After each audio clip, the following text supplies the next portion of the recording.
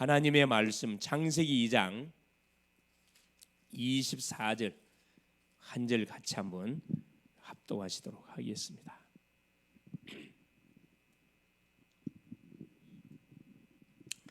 어, 18절에서 우리 25절까지 같이 한번 합독하도록 하겠습니다.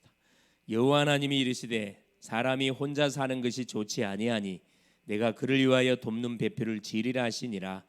여호와 하나님이 흙으로 각종 들짐승과 공중의 각종 새를 지으시고 아담이 무엇이라고 부르나 보시려고 그것들을 그에게로 이끌어 가시니 아담이 각 생물을 부르는 것이 곧 그 이름이 되었더라.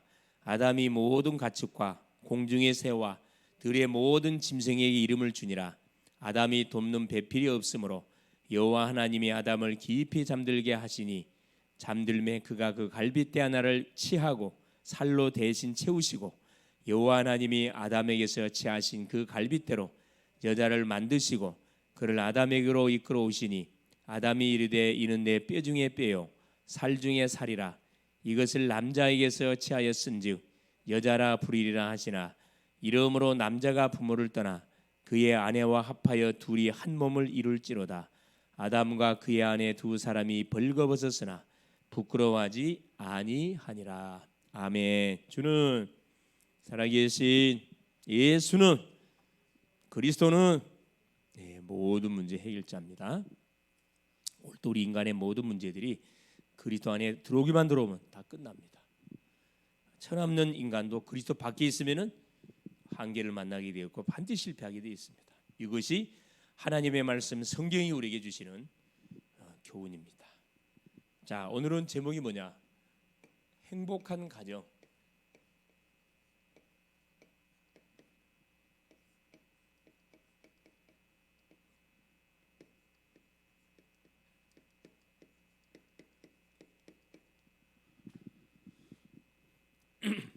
자, 이번 주 우리 하나님께서 강단을 통해 주셨던 메시지가 다윗의 감사기도에 대한 말씀을 우리가 받았습니다. 감사기도.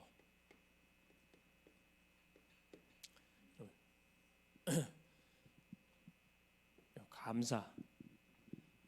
감사는 누가 할 수 있냐? 은혜를 받은 사람들이 감사를 할 수가 있습니다. 은혜가 뭔지를 모르는 사람들은 감사를 할 수가 없어요. 사도 우리 다윗은 그 아예 그 가정이 믿음의 가정에서 태어나서 어렸을 때부터 이렇게 신앙 교육을 잘 받았죠. 그 부모님을 잘 만났습니다. 네, 그래서 어린 시절, 청소년 시절, 청년, 장년, 노년 시절까지 이르러서 말씀의 흐름을 잘 인도를 받았거든요. 그래서 다윗의 삶은 한마디로 하면 감사의 삶이었어요. 네, 다윗이 어떤 부분에 대해서 감사의 기도를 드렸는가? 그렇죠. 다윗은 평상시 거룩한 근심을 갖고 있었습니다. 거룩한 근심, 거룩한 고민. 어떻게 하면 하나님을 기쁘게 할까? 어떻게 하면 하나님이 원하시는 인생이 될 것인가? 어떻게 하면 하나님 원하시는 왕이 될 것인가? 자기 그 직분에 맞게끔 정말 하나님이 원하는 그런 자가 되기 위해서 정말 이렇게 근심과 고민했는데 거룩한 근심. 어떻게 하면 하나님 기쁘가? 이 고린도후서 7장 10절 이하에 보면 사도 바울의 그 근심이 기록되어 있습니다. 어떻게 하면 하나님을 기쁘게 하고 어떻게 하면 성도들을 은혜 받도록 할 것인가? 이 거룩한 근심입니다. 이걸 누가 은혜냐? 나단 선지자, 강단입니다. 강단. 이 고민을 갖고 계속 기도하는 가운데 강단을 가서 그렇죠. 결국은 나단 선지자에게 자기의 마음을 이야기하니까 나단 선지자가 뭐랍니까? 하나님께서 왕께서 하나님과 함께 하시기 때문에 당신이 마음에 품고 있는 것을 행하라 그래요. 그 말을 들었던 하나님께서 바로 나단 선지 강단에서 메시지를 줬어요. 그 하나님의 축복, 그렇죠. 다윗을 향한 하나님의 축복의 메시지가 선포가 됐습니다. 그 첫째가 뭐였다 그랬죠? 성전 건축하지 마라.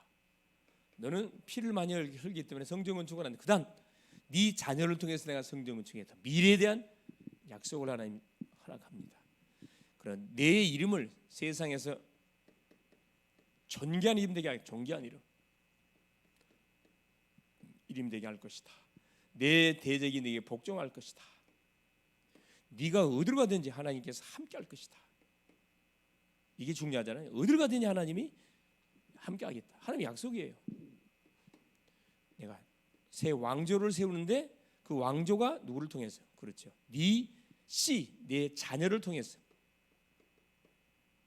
내가 왕을 세워가지고 계속 언약의 바통을 이루어가도록, 그래서 약속하신 메시아가 오도록 내가 네 왕위를 뭐 할 것이다, 완전 보장할 것이고 견고하게 해주겠다. 그러면서 마지막에 뭐라 이야기합니까? 나는 그에게 아버지가 되고 그는 나에게 아들이 된다.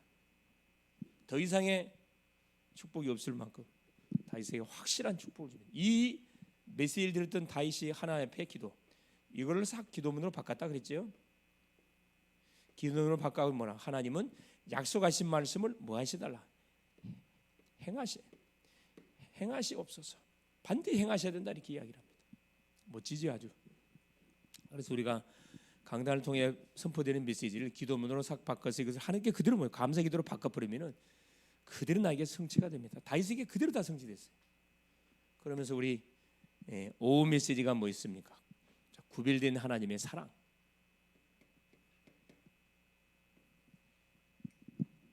하나님은 우리를 사랑하시는데 하나님의 사랑은 구별됐어요. 끝까지 하나님을 거부하는 인생, 유기된 백성, 하나님이 구원받기로 작정된 백성, 어떤 상황에서 있어도 하나님 믿게 되어 있습니다. 하나님의 사랑이에요. 그러니까 우리가 아버지 이름 부를 때 정말 가슴이 찡하고 정말로 그 하나님에 대한 은혜에 대한 구원의 은혜에 대한 감사 감격이 막 샘솟아 올라오는지 점검해 봐야 돼요. 받은 사랑을 우리가 전달해 줘야 되잖아요. 그렇죠. 어제 치유 전도학교 메시지는 뭐였냐? 그렇죠. 교회 생활. 그리스도인의 교회 생활에 대해서 말씀을 쭉 확인했습니다. 교회가 뭔지를 정확하게 알고 교회 안에 세 가지만 잘 알고 우리가 뭐하면 그렇죠. 헌신하면은 축복을 받을 수밖에, 승리할 수밖에 없다. 목회자와의 관계. 대부분 사람들이 교회를 통해서 뭔가 막 유익을 얻으려는 그 생각 자체가 거지 근성이에요. 그거 빨리 내려놓고 교회에 필요한 것을 내가 교회에 필요한 것이 뭔지를 찾아가지고 목회자가 필요한 것이 뭔지를 찾아서 섬기고 헌신하고 내가 할 일이 뭔지를 찾아서 시켜서 하는 게 아니고 미리 딱 기도하면 내가 해야 할 일이 뭔지 다 보여요. 사실은 이 보이는 사람은 복 있는 사람이에요. 전혀 보이지 않는다. 교회에 수지가 떨어졌는데 눈에 안 보인다. 그 사람은 기도 안 하는 사람이에요. 그렇죠. 마음을 품으면 모든 게 딱 눈에 들어오게 되어 있습니다. 눈에 들어와야 뭐가 헌신하든 봉사하든 할 거 아니에요. 안 들어온 것은 어쩔 수가 없어요. 그렇죠. 영적으로 힘이 없는 사람은 전혀 관심이 없죠. 사실 가정 가봐도 엉망으로 막 어지러 놓은 사람들의 특징들은 뭐예요? 영적으로 굉장히 혼란스럽기 때문에 그걸 정리할 수 있는 뭐가 그런 상태가 안 돼. 이 교회 생활. 그렇죠. 그래서 보호자요, 목회자의 보호자, 동역자, 식주인, 사랑받는 자, 수고하는 자, 인정받는 자, 친척 같은 사람. 이런 관계가 되어지면은 신앙생활은 아주 쉽습니다. 또 후대와의 관계, 성도와의 관계, 이것만 잘 우리가 소통하면 됩니다. 그래서 뭐 하려고 해야 돼요? 하나님이 원하는 게 뭔지를 우리가 계속 질문하면서 미리 해버리는 거예요. 미리 기도도 미리 하고 헌신도 미리 해버리세요. 어제는 우리 전도학교 메시지 기도망대, 기도망대를 세우라. 이사야 62장 6절 7절 말씀. 그래, 예루살렘에 너 생배기에 파수꾼을 세우고 계속 뭐하도록 여호와로 쉬지 못하도록 계속 기도하라. 그렇죠. 결국 우리가 할 수 있는 것은 기도 외에는 다른 게 할 게 없어요. 성도를 연약한 지체를 놓고 대학을 놓고 교회를 놓고 우리 성도를 놓고 우리 자녀들 놓고 할 수 있는 것은 뭐 가르치는 게 아니고 기도밖에 할 거 없습니다. 계속 복음의 빛을 비춰주는 거예요. 그러면 안테나 타임이 반드시 오게 되어 있습니다. 살아내 쉬지 못하도록 24. 그럼 반드시 어떻게 된다? 여호와께서 찬송을 받게 하는 그날까지 여호와를 쉬지 못하도록 현장 반드시 정복하게 되어 있어요. 누구에게 현장이 정복돼? 기도하는 사람이 현장을 장악하게 되어 있습니다. 자, 오늘은 드디어 우리 새가족 새생명 새생활 메시지 19번째입니다. 가정에 대한 내용이에요. 자, 서론에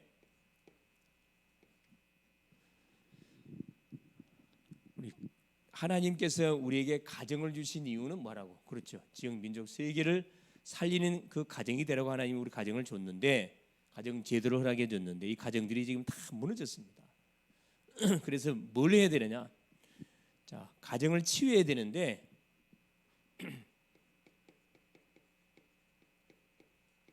가정을 치유한단 말은 막 뭔 병을 치료한다는 말이 아니고, 첫째는 뭐냐면, 자, 잃어버린 뭐요? 사명을 반드시 어떻게 치유해야 돼요. 사명 있는 가정이 있거든요. 사명 치유. 우리 가정에게 주신 하나님의 사명이 있어요. 그걸 우리가 반드시 찾아야 됩니다. 이 치유를 해야 돼요. 둘째는 누가냐? 영적 문제. 가정마다 영적 문제가 있거든요. 영적 문제를 치유해야 돼요. 그렇죠. 엘리트는 사명의 눈을 열어주면 되고, 요 영적인 심각, 우상숭배의 결과로 인해서 심각한 문제가 와 있는 가정들은 영적 문제 치유해 주면 됩니다. 영적 문제를 치유해 주려면 영적 문제가 뭔지를 뭐요? 알려줘야 되겠죠. 그래서 초대교회는 그 핍박 시대 뭘 완전히 누렸냐, 여러분? 다섯 기초로 완전, 가정을 통해서 다섯 기초를 완전 누렸어요. 그게 첫째가 뭐냐면은 바로 개인이 답을 찾는, 개인이 복음으로 완전 딱 답을 내게 만들어줬더니 다락방이에요. 둘째, 만남입니다. 자, 개인이 답을 얻으니까 당연히 만남 속에 답 줄 수가 있겠죠. 이게 팀사이게. 하나님 우리에게 사람을 붙일 때 이유가 있습니다. 그냥 시간이 남아서 만나는 게 아니고 답 주라고 이렇게 만남을 주는 거거든요. 친구를 만나든 누구를 만나든, 아, 이 친구한테 어떤 답을 하나님 주기를 원하냐, 이런 질문을 가라니까. 세 번째입니다. 자, 우리의 가정이에요. 가정은 바로 뭐다? 미션업. 뭘 하는 거냐? 삶을 도와주는 거예요. 규모가 안 돼 있기 때문에 규모를 딱 도와주는 것이 가정에서 해야 할 미션업 사역. 초대교회 이걸 잘했다니까. 왜? 핍박 시대니까 가정을 중심으로 이 사역을 했다니까. 그러면서 뭡니까? 기능. 이 전문교회. 하나님 우리에게 주셨던 전문성이 뭔지를 딱 찾았어요. 이것을 문으로 활용해서 전도문을 열어갔습니다. 지금 그 말하더니 모슬렘 같은 지역, 공산주의 지역 같은 경우는 선교사를 받지 않기 때문에 직업 선교사로 들어가 가지고 요 사역을 쫙 해야 돼요. 그렇죠. 기능을 통해서 계속 전도운동을 펼쳐가는 거죠. 전문성의 축복을 받도록. 마지막 다섯 번째, 우리가 살고 있는 지역입니다. 지역에 뭘 바꾸는 거죠? 지역의 문화를 바꿔버리는 거예요. 흑암 문화가 탁 뿌리 박혀 있는데 구석구석에. 그래서 망대가 필요한 겁니다. 구석구석에 기도의 망대를 세워놓고 계속 복음을 선포하는 거죠. 그럼 뭐 하게 돼 있냐? 반드시 흐름, 그 지역의 흐름이 조용히 바꿔지게 돼 있습니다. 기도하는 교회를 중심으로 바꿔지게 돼 있다니까. 이 힘을 가지고 만 거, 초대교회는 이거 한 거예요. 세계복음화. 그때는 이제 로마죠. 로마. 세계복음화를 한 거라니까. 237, 5천 종교를 완전히 공략했는데 얼마 가지 않아서 저들이 완전히 초대교회의 복음 앞에 무릎을 꿇었잖아요. 이 응답을 우리 가정을 통해서 회복해야 됩니다. 먹고 자고 싸고 하는 그 현장이 가정이 아니고 사명, 하나님이 줬던 사명, 아담의 가정에 줬던 사명, 생육, 번성, 정보 잃어버렸잖아요. 다 회복하도록 하나님께 계속 가정을 줬잖아요. 아담의 가정, 아벨의 가정, 셋의 가정, 아브라함의 가정, 다윗의 가정, 쭉쭉 놓쳤던 사명, 이거 반드시 회복해야 됩니다. 이쪽과 상관이 없으니까 이게 일이 되는 거라. 이게 영적 문제로 바뀌어져요. 그러니까 행복해야 할 가정이 행복하지 않고 계속 가정 불화, 치고받고 싸워. 왜? 해야 할 사명을 감당하니까 사단이가 계속 뭐예요? 육신적인 걸 막 건드니까 막 폭발하는 거죠. 그래서 오늘날 우리 민주사회의 기본 단위는, 자, 우리 개인이 아니고 개인의 생활을 일생생활의 근거지가 바로 가정이다. 그래 사회의 가장 기본적인 단위가 가정이에요. 가정의 핵심으로서 바로 부부, 남녀가 다 결혼해서 부부가 되는 거죠. 부부는 사랑과 복종으로 하나님께 설립하신 가정 제도의 목적으로 성취해야 돼요.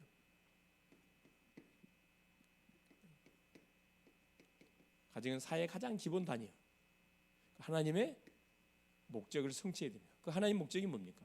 모든 무너진 가정들을 이렇게 세우는 거예요. 그래서 사명을 집어넣어가지고 같이 세계보험 하는 거죠. 자, 본론 첫 번째입니다. 자, 그러기 위해서 보세요. 결혼은 잘해야 돼. 부부입니다. 부부. 남녀가 만나갖고 결혼을 이뤄서 딱 가정을 이루어요. 한 몸 된 사귐. 이 부부는 한 몸이거든요. 남자와 여자가 아까 창세기 2장 24절에 읽었듯이 그렇죠. 자, 뭐라고 기록되어 있어요? 자, 이러므로 남자가 부모를 떠나 그의 아내와 합하여 둘이 한 몸을 이룰지로다. 사람은 분명히 두 사람인데 한 몸이라 그랬어요. 이게 가정입니다. 자, 창세기 1장 27절 28절 그렇죠? 하나님의 형상대로 사람을 만들되 남자와 여자를 창조하시고 남자와 여자를 창조하시고 창세기 2장 22, 24절에 가정 제도를 주셨어요. 2장 18절 아까 25절까지 읽었죠? 가정 제도를 준 겁니다.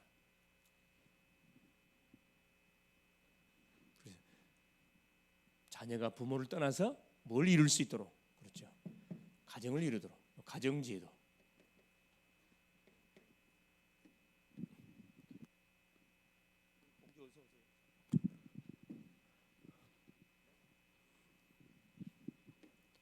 마태복음 19장 그렇죠.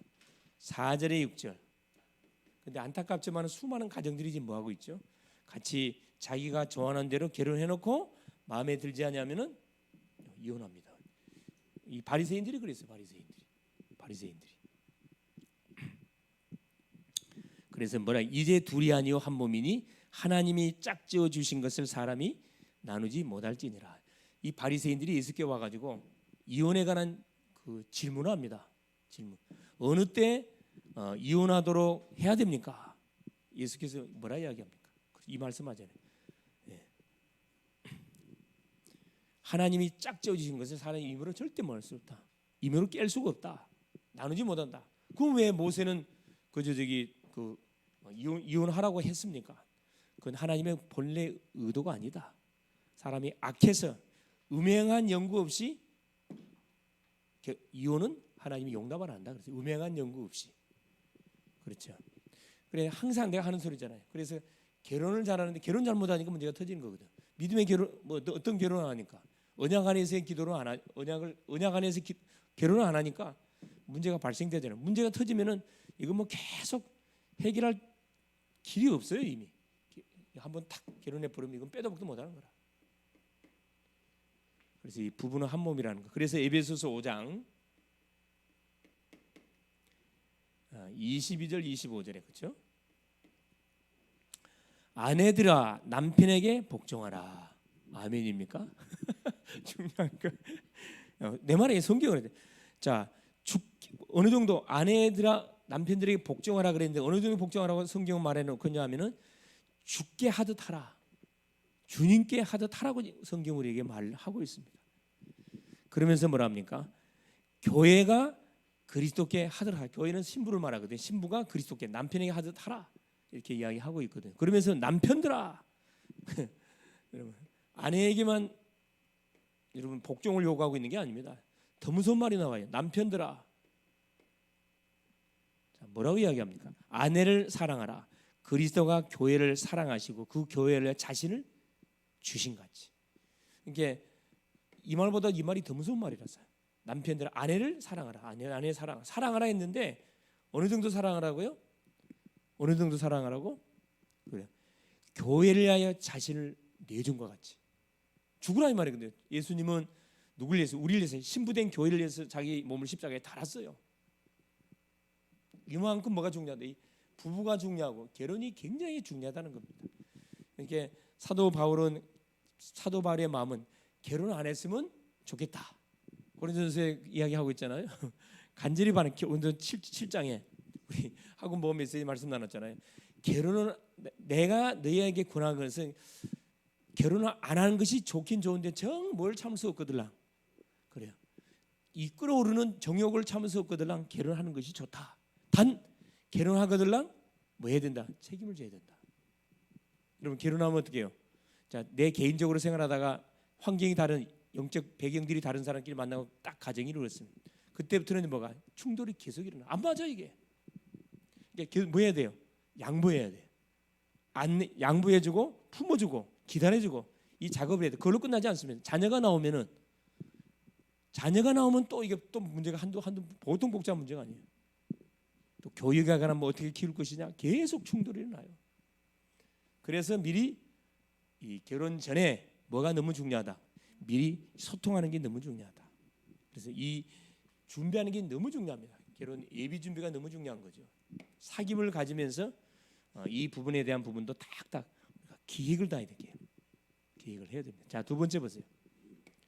자, 부모와 자녀. 당연히 어떻게 부부가 결혼하면 자녀가 나와요. 부모와 자녀. 메시지를 통해서 미리 우리가 다 이 말씀을 받아놓으면 그림이 그려져. 나는 어떻게 결혼을 할 것이고 자녀를 몇 명 정도 놓고 어떤 자녀를 어떻게 양육할 것인지 하는 그림이 쫙 그려집니다. 자, 부모와 이 자녀가의 관계, 하나님의 열매인 기업입니다. 이 자녀는 하나님이 우리 가게 주신 기업이에요. 기업이면서 자녀에게는 반드시 뭐가 전달돼야 된다? 이 언약이 전달돼야 돼. 이게 키거든요. 언약이 반드시 전달돼야 돼. 언약이 전달 안 되면 반드시 다른 것이 전달되기 때문에 심각한 문제가 유발되겠죠. 첫 번째입니다. 자, 출애굽기 20장 12절에 10계명 중에 다섯 번째 계명, 내 부모를 공경하라. 자녀들한테 하는 말이죠. 내 부모를 공경하라. 효도하라 이 말입니다. 부모 공경. 자, 부모를 공경하려면 물론 하나님을 믿지 않는 사람들도 부모 공경합니다. 공경하죠. 성경 뭐라고 해? 성경에서 뭐라고 우리에게 기준을 쫙 제시해주고 있어요. 부모를 공경하는데 여기서 제시해주고 있어요. 에베소서 6장 1절 4절에. 그렇죠. 자녀들아, 주 안에서 네 부모를 순종하라. 키가 기준이 주 안에서, 언약 안에서. 자, 부모를 순종하고 뭐하라? 네 부모를 공경하라. 순종하고 공경하라. 이것이 약속 있는 첫 계명이고 내가 잘되게 땅에서 장수한다 그래. 약속 있는 첫 계명, 땅에서 장수하는 비밀 중에 비밀이다. 이 어른들을 공경하는 그죠. 아비들아, 내 자녀를 노엽게 하지 마라. 또 우리 부모한테 하나님이 또 주고 계신 말씀이 있습니다. 아비들아. 대부분의 부모 자녀 간의 관계가 이렇게 어긋나냐? 그렇죠. 서로 노엽게 같은 말이라도 막 찌르거든 이렇게. 부모는 부모의 권유를 통해서 막 누르려 그러고 아이는 또 뭐가 계속 자기도 자기 의견도 있고 자기 생각이 있는데 그걸 무시하고 막 일방적으로 몰아붙이니까 당연히 충돌이 일어나는 거죠. 그러면서 뭐라 얘기합니까? 자녀를 노엽게 하지 말고 주의 교훈과 훈계로 양육해라. 중요한 말이에요. 주의 교훈, 주의 말씀과 교훈과 훈계로 양육해라. 네 감정적으로 하지 말고 하나님이 말씀을 통해서 자녀들을 어떻게 양육해야 할 것에 대한 기준이 정해져 있기 때문에 말씀을 쫓아서 말하는 거예요. 자녀를 잘 이렇게 양육하라. 자, 세 번째. 누가복음 2장 40절입니다. 자, 근데 세례 요한에 관한 그 내용이죠. 자, 누가복음 2장 40절에 보니까 자, 우리 세례 요한이 출생하고 예수님이 여기 52절에 출생합니다. 뭐라고 이야기합니까? 성경 보니까 네 가지 부분을 말해주고 있어요. 자, 첫 번째가 자, 누가복음 한번 보겠습니다. 자, 내가 읽어드릴게요. 자, 2장 4절 아이가 자라며 강하여지고 지혜가 충만하며 하나님의 은혜가 그 위에 있더라. 자, 아이가 자라며 육신적 성장입니다.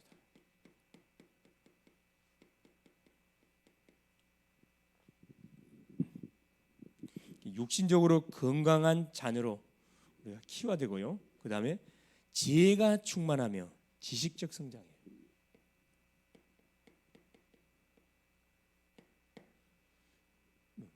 자, 육신적으로는 막 비대한데, 자, 지적인 능력이 떨어진다. 안 되겠죠? 균형을 같이 맞춰가야 되는 게 지적 성장, 지식적 성장. 세 번째입니다. 자, 지혜가 충만하며 하나님의 은혜가 그 위에 있더라. 하나님의 은혜, 신앙적 성장, 영적 성장이에요.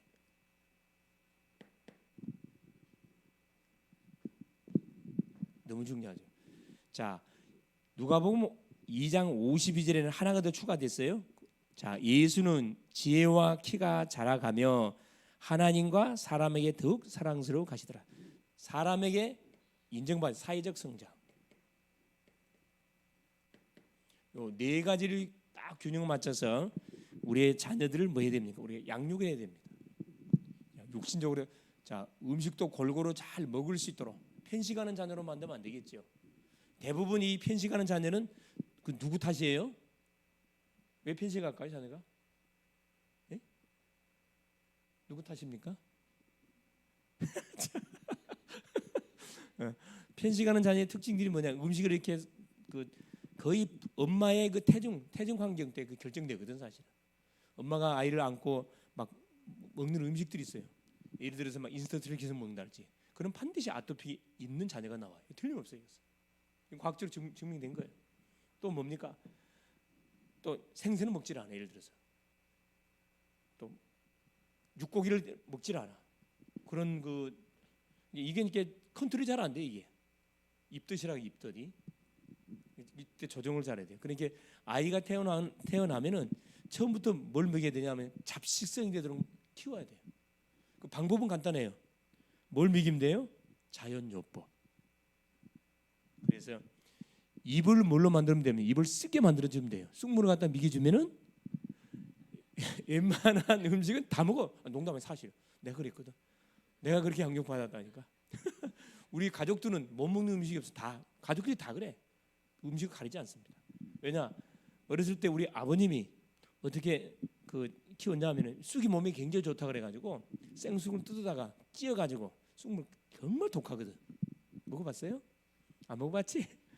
언제 한번 먹여봐야 되겠네. 건강을 위해서 먹고 나면요 모든 음식이 다 맛있어. 모든 음식이. 그래서 이 쑥이 굉장히 건강이 중요한 거거든. 요즘 이제 우리 젊은 그 가마 친구들 보면 세대기들 쳐다보면은 애들 어떻게 키워요? 다 인스턴트야 이거. 자연식은 하나도 없어. 그러니까 몸에서 아토피가 생길 수밖에 없어요, 여러분. 심한 경우도. 육신 이건 한마디로 말하면 음식 건강이죠. 또 운동. 이건 대부분 엄마가 책임져줘야 돼 이것은. 왜? 24시간 그 엄마 같이 있으니까. 음식. 당연히 아빠들도 도와야 되겠죠. 운동. 한 가지 더 우리가 할 것 같으면 호흡, 그렇죠? 호흡을 어렸을 때부터 다 이렇게 복식호흡을 가르쳐 주면은 굉장히 유익이 있습니다. 내가 참 감사한 게 뭐냐? 나는 어렸을 때 복식호흡을 했거든. 운동을 하다 보니까 이 복식호흡을 했어요.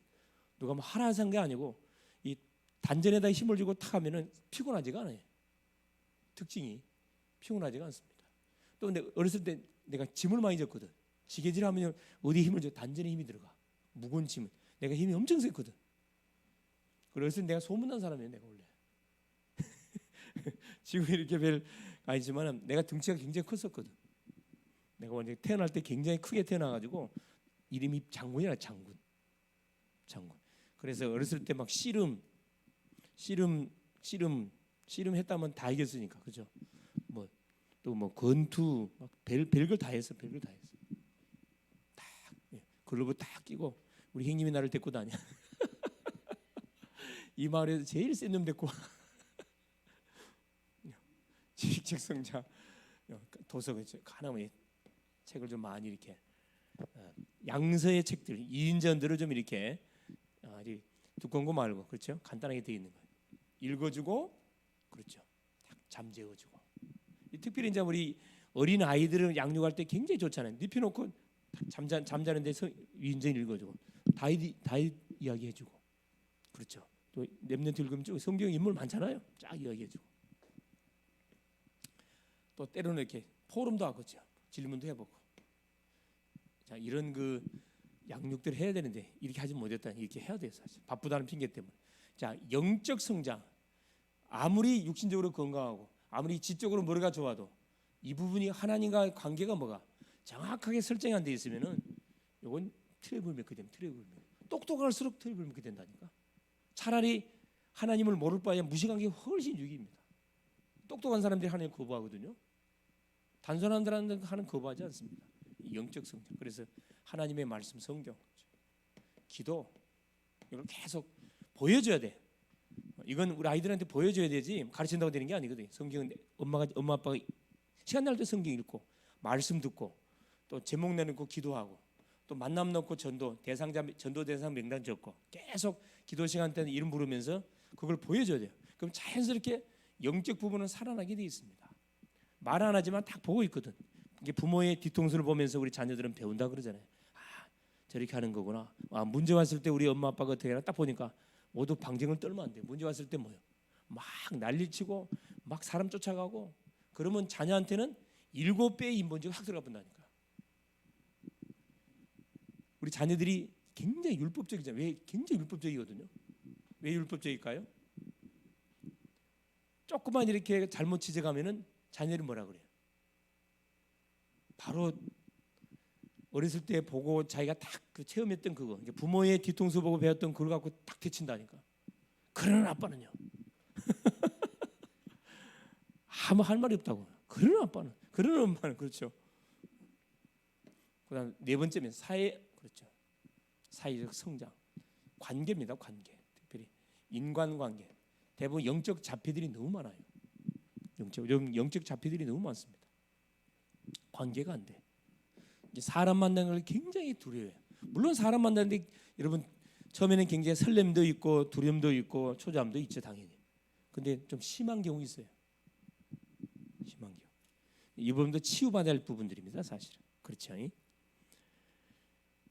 자, 우리 주님은 요 네 가지 세례요한도 마찬가지로 요 네 가지 딱 균형 있는 성장을 통해서 이렇게 중요한 그런 공생의 사역을 쫙 펼쳤습니다. 모델로 세 번째입니다.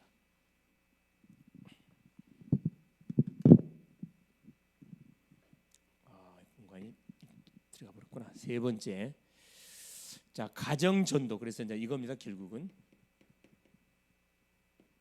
자 이 가정 전도가 뭐냐? 전도의 전초기. 가정이 우리의 전초 기지가 돼. 전초 기지. 우리 가정 현장이 바로 전도의 기지가 되어야 된다 이 말. 전도. 축복된 가정의 요건. 축복된 가정의 조건들이 있습니다. 성경 뭐라고 표현했냐면은 잠언 15장에 보니까 15장 16절 17절에 가난해도 하나님을 경외하는 것이 부하고 번뇌하는 것보다 훨씬 좋다. 이렇게 성경은 말하고 있어요. 부하면서 계속 다툼이 있는 가정보다 가난하지만은 하나님을 경외하는 가정이 훨씬 유익되다. 하나님 경외. 그렇죠. 그러니까 태어나고 보니까 우리 가정이 믿는 가정이에요. 예배하는 가정이에요. 기도하는 가정. 얼마나 복된 그 가정입니까? 이게 마음대로 안 되잖아요. 두 번째는 뭐라 얘기하냐? 채소를 먹으며 서로 사랑하는 것이 살진 소를 먹으면서 서로 미워하는 것보다 훨씬 낫다. 요 자연식을 먹으면서 먹을 거 없죠. 자연식을 뜯어 먹으면서도 서로 사랑하는 것이 살진 소 고기를 막 신나게 먹으면서 서로 미워하는 싸우는 것보다 훨씬 낫다. 결국 기준이 하나님 계획. 자, 두 번째입니다. 가정이 전도 기지가 되기 위해서는 이렇게 된다는 거죠. 하나님은 온 가정이 구원받기를 원한다. 가정 복음화. 이 하나님의 소원이에요. 그렇죠? 우리 성도님 중에 행여나 우리 가문이 아직 복음화되지 않았다. 정말 기도해야 돼요. 뭘 잡고 기도해야 돼요? 약속을 잡고 기도해야 돼. 사도행전 16장 31절. 주 예수를 믿으라 그리하면 너와 네 집이 구원을 받으리라. 창세기 7장 1절입니다. 하나님께서 이 노아 시대, 그렇죠, 이 홍수로 싹 쓸어버리기로 작정하시고 의인 노아를 중심으로 해서 약 방주 운동을 하도록 만들었습니다. 거의 한 100년 동안 방주 운동을 했어요. 예수 믿는 사람이 있었어요, 없었어요? 100년 동안 그리 선포했거든. 놀면서 했냐? 아니, 자기 일 다 하면서 시간 나면 산에 저 아라산 올라가가지고 막 배를 만들었어요. 그럼 우리 식으로 말하면 주 예수를 믿어라. 그러면 너와 집이 구원받는다. 앞으로 100년 이후에 하나님이 홍수로 이 지구를 쓸어버린다고 한다. 빨리 우리 같이 방주운동하자. 그렇게 선포했는데 아무도 듣질 않았다. 성경 말합니다. 창세기 7장 1절에 노아의 누구 외에는, 가족들 외에는 아무도 노아의 말을 듣지 않았다 그래요. 13절에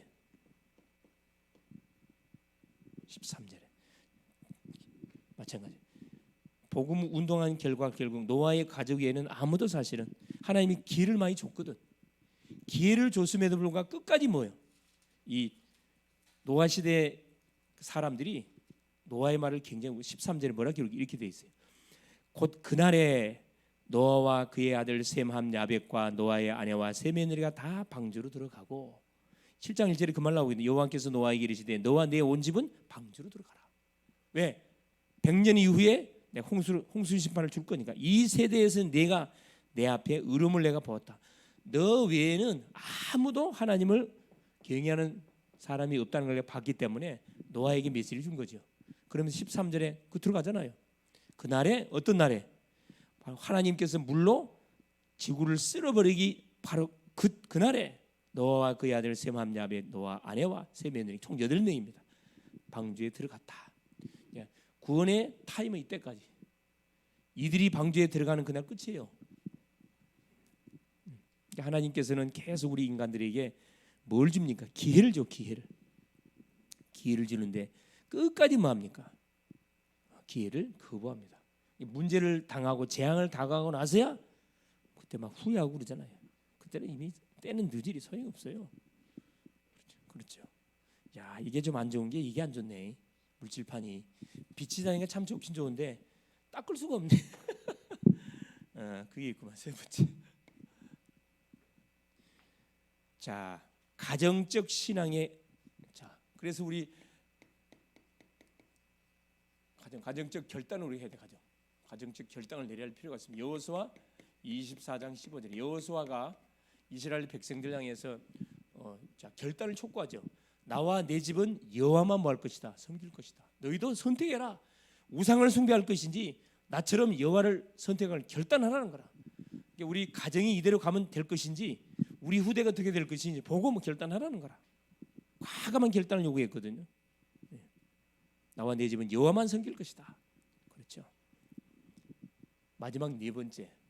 그래서 뭐 해야 된다? 가정의 구원을 위해서 우리가 계속 노력해야 돼. 노력. 가정 구원을 위해서 가만히 있으면 되는 게 아니고 구원을 위한 노력.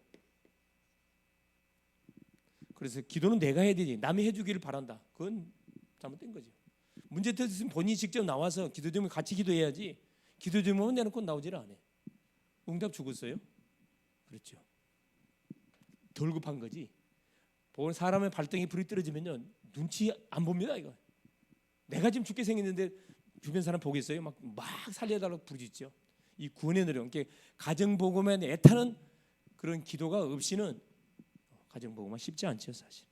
하나님의 약속이기 때문에 되긴 되지만, 자 보세요. 여기 누가 나오냐 하면은 사도행전 10장에 이 고넬료 가정이 나와요. 고넬료, 그죠? 1절 2절에 이 고넬료는 성경에 보니까 백부장 고넬료라 성경으로 온 지방과 함께 하나님을 경외하고 백성들을 많이 구제하고 항상 기도했다고 성경 기록하고 있어요. 그 기도소를 하나님 들으시고 누굴 보냈어요? 베드로를 보냈어요. 그래서 그 고넬료뿐만 아니라 백부장 고넬료 자기 친구들, 모든 친구들이 베드로가 증거하는 복음을 듣고 다 구원받은 놀란 역사가 일어나거든요. 이 가정이 결국 이 고넬료 가정이 주축이 되고 뭐가 된 거죠? 로마 복음화에 뭐가 된 거예요? 중요한 문이 됐다니까. 그러니까 우리가 복음 전하면 그 개인으로 끝나는 게 아니에요, 여러분. 그게 딱 세계복음으로 연결된다니까. 이걸 볼 수 있는 눈이 우리가 있어야 됩니다. 그렇죠. 22, 24절에 그렇죠. 드디어 베드로를 만나가지고 그렇죠. 완전 복음을 다 받게 되잖아요. 자, 누대의 가정 사도행전 16장 13절에 15절 그렇죠. 바울이 마게도냐 첫성 빌립보 성에 가가지고 처음 만났던 여인이 기도하러 가다가 그래요. 문밖 강가에 여인들이 앉아 있는 것을 보고 기도처가 있는가 물어봤는데 그 중에 누가 누디아가 그 바울이 증거하는 복음을 듣고 뭐라 얘기해요? 나를 주민자로 알거든. 내 집에 들어와 요하라 이야기해요. 뭐라 더 중요한 말이 14절에 하나님이 누디아의 마음을 여사 바울의 말은 뭐하게 한지라 청종하게 하신지라. 그 말을 듣자마자 누디아가 바로 반응 나왔어요. 나를 주민자로 알거든. 내 집에 들어와 요하라 강건하여 머물게 하지라. 그래 그 누디아 집이 뭐가 된 거죠? 전초기지. 누디아의 가정이 전초기지가 돼가지고 마게도냐의 문을 여는 첫 가정이 됐다니까. 이 교회가 됐잖아요. 결론입니다. 결론. 그러니까 결국 행복한 가정은 어떤 가정이냐? 그렇죠. 하나님이 우리에게 주셨던 가정의 참 목적이 뭔지를 알고 사명을 감당하는 그 가정은 정말 행복된 가정이에요. 이 가정을 중심으로 날마다 생명운동이 일어나고 제자운동이 일어나고 후대운동이 일어나고 계속 이 가정을 중심으로 막 성교사까지 파송한다. 그거 완전 보통 복된 가정 아니죠. 복된 가정 아니죠. 이 다윗의 가정이 이런 가정이었다. 다윗의 가정. 그렇죠. 그래서 결론 하나님을 모시는 축복된 가정. 그렇죠. 서로 사랑하고 행복한 가정을 이루도록 서로 기도하면서 뭐라고 힘써야 됩니다. 여러분 노력 없이 되는 거 하나도 없어요. 헌신 없이 되는 거 하나도 없다니까. 다 수고가 반드시 뒤따라야 돼요. 그렇죠? 사랑의 수고 뒤따라야 됩니다. 아직까지만 구원받지 못한 가족들이 있다면은 포기하지 말고 명단을 정해놓고 매일 이들의 이름을 부르면서 우리가 기도해야 됩니다. 그럼 가정복음화 될까 안 될까요? 응답돼야 안 돼요? 반드시 됩니다. 아마 어떤 분들은 그런 분들 계실 거예요. 우리 남편은 목사님 아무리 기도해도 전혀 반응이 없어요. 오히려 아예 반대로 나가는 것 같아요. 그게 응답입니다. 여러분 가정복음을 갖고 기도하다 보면 누가 가장 먼저 변화가 될까요? 내가 변화돼야 돼. 내가. 이게 응답 중에 응답이에요. 근데 사람들 그걸 모른다니까. 내 생각이 달라지고 섬기는 자세가 달라지고 그래서 완전히 뭐가 돼버려요? 남편을 살리기 위해서 기도하면 완전히 남편은 뭐가 아까 얘기했듯이 아내들아 남편에게 복종하라. 완전히 주여 말씀하옵소서. 이래 된다니까. 이래 되면 뭐 어떻게 되는 거라. 남편이 그 아내 자기한테 완전 복종하니까 아내가 복종하니까 여러분 군림하는 그런 사람이 아니고 이게 인간이 맞다 그러면 뭐 하게 돼 있습니까? 그래요. 아내 말에 무릎 꿇게 돼 있어요, 여러분. 그래서 똑똑한 아내는 뭐 한다고요? 남자를 100% 뭐 하고 섬기고 똑똑한 아내는 남자를 100% 왕자로 모시고 미련한 아내는 자기 남편을 뭘로 모시고 종으로 생각해. 종으로. 그러면 자 남편을 종으로 생각하면 자기는 뭐가 되는 거예요? 종 X가 되는 거지. 그 우리가 되는 겁니다. 그래서 하여튼 우리에게 붙인 이런 배우자들, 우리 부모님, 자녀들을 최선을 다해서 뭐 해야 되냐? 정말 공주 왕자로 계속 우리가 섬기고 축복해주고 만날 때면 축복해야 돼. 만날 때마다 막 끌어안고 막 축복해야 된다니까. 축복해. 할렐루야. 그런 어떤 일이 벌어질까요? 우리 하나님께서 우리에게 가정을 주신 그 참된 가정의 그 목표를 하나 이루는 그런 정말로 증인의 가정이에요. 증인의 가정. 이게 행복된 가정이에요. 승리할 수 있기를 그리스도의 이름으로 축원을 드립니다. 예수님 감사드려요. 오늘도 우리 하나님께서 수요 시간을 허락하시고 우리가 하던 일을 잠깐 멈추고 피곤하지만 주 앞에 나와서 예배하며 또 말씀을 받게 하신 우리 주님을 찬양합니다. 하나님 수많은 가정들이 하나님 깨지고 있고 하나님이 우리 가정을 주신 참 목적이 생육 번성 정복의 축복을 누려가도록 하기 위해서 가정을 허락하여 줬는데 이 원수마귀 사단에 의해서 가정들이 하나님이 창조한 목적과는 상관없는 계속 하나님 세상적인 것을 추구하고 자기의 아버지 하나님 욕심을 갖다가 대리만족으로 집어넣고 특별히 또 우리 부모님은 자녀들을 군림하려고 그러고 또 자녀들은 부모의 권위를 동일하려 하는 그런 일들이 전 세계 곳곳에서 일어나고 있습니다. 이것이 사단의 역사요. 흑암의 역사인 것을 깨닫. 그래서 하나님 우리에게 빛의 망대를 세워서 모든 흑암 망대를 무너뜨리라고 말씀하여 주신 것 감사를 드립니다. 사랑하는 주님, 내 개인을 통하여 우리의 가정 가문이 또 이웃 가정 가문까지 완전히 살아나는 그런 하나님 모델적인 가정들을 우리가 세워나갈 수 있도록 역사하시고, 이를 위한 가정을 준비하는 멋진 우리 또 자녀들이 될 수 있도록 역사하여 주옵소서. 그리스도 되신 예수님의 이름으로 간절히 기도 올리옵나이다. 아멘.